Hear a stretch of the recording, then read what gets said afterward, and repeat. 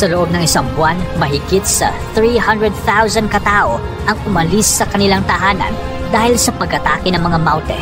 May ilan din na natrap sa kanilang mga bahay dahil sa takot na lumabas.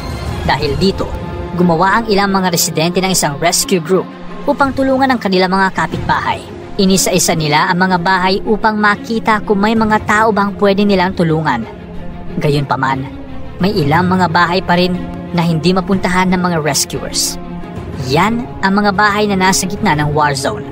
Isang mag-asawa ang natrap sa kanilang bahay sa loob ng 5 linggo.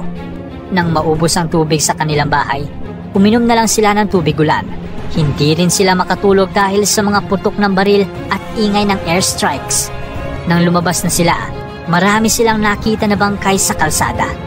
Umabante lang sila ng umabante hanggang sa makarating sila sa isang bridge at ma-rescue ng mga sundalo. Halos parehas din dito ang naranasan ni Anissa Mocado.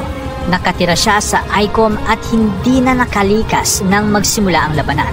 Isang araw, naglakas loob siya at 2 pang kasamahan na lumabas at humingi ng tulong. Ayon kay Anissa, maingat silang tumitingin sa paligid at saka lang tatakbo kung wala silang nakita mga terorista. Pazigzag din ang takbo nila upang mahirap silang tamaan kung babarilin man sila ng mga kalaban.